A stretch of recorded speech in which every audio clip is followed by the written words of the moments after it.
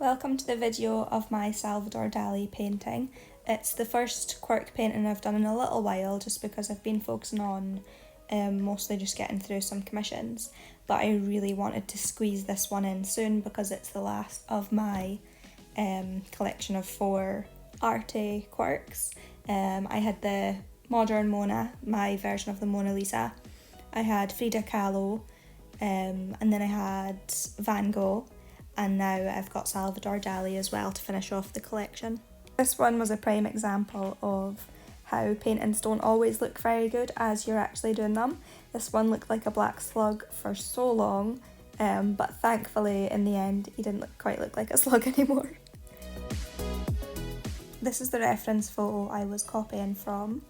It's honestly the perfect photo for me because I love drawing messy eyebrows and messy moustaches, and I actually like doing hair as well, which is funny because obviously I don't usually do hair in my quirk style drawings, but I just think moustaches, beards, messy eyebrows, they give such a character to the portraits, and yeah, I just love it. It's so much fun. My technique for drawing hair is really just being messy with it and just squiggling. I'm really not careful with it. I'm not precise with lines or anything like that. I just get stuck in. I quite like to use a lot of different layers, layer up different colours, use different shades of browns and black, maybe some colours in there as well, like some red tints, some blue tints. But really the more I layer it, the more it looks like real hair. This initial background idea looked way too like a flag, so I definitely had to change that. Here's where I start to add some references to Salvador Dali's photography and paintings. I've got the lobster on the telephone and the melting clock from his painting, The Persistence of Memory.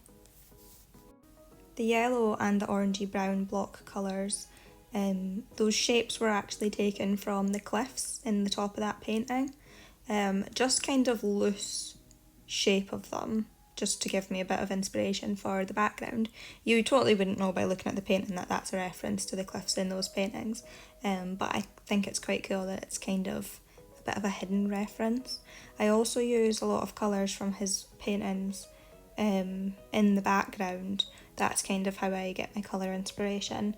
He's got a lot of blues in his paintings, so I've obviously got quite a lot of blues in mine.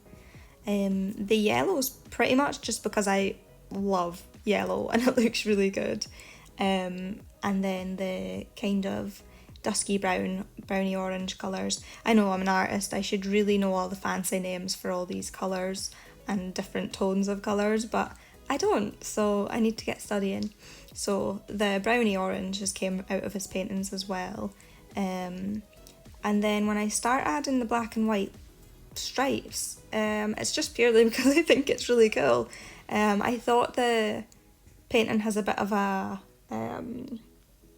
steampunk kind of vibe to it, and I just thought the black and white stripes would look really good. I think it kind of looks like wallpaper as well, and then the clock's like it's kind of hanging down the wall. The yellow around the head and around the side of the drawing, I think it just makes Salvador Dali really stand out from the background. Because my backgrounds are really quite busy, I like that there's an edge, a bright edge around some of my portraits, just to really make the face stand out from the background, so that it's hopefully the first thing you notice when you look at the painting, because obviously it's really all about the portrait and the person in it.